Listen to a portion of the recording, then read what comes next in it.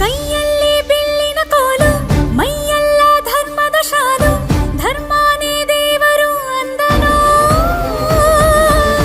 ನನ್ನ ಶ್ರೀರಾಮಚಂದ್ರನು.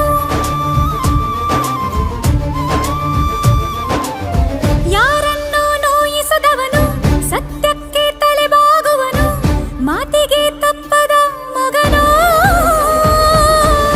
ನನ್ನ ಶ್ರೀರಾಮಚಂದ್ರನು. ಅಷ್ಟ ದಿಕ್ಕುಗಳು ಕಾಲ ಕೆಳಗೆ, ಎಲ್ಲ ದೇವರಿ ಮುಷ್ಟಿಯೊಳಗೆ, ಸೋಲಿಲ್ಲ ನನಗೆ ಸಾವಿಲ್ಲ ಕೊನೆಗೆ.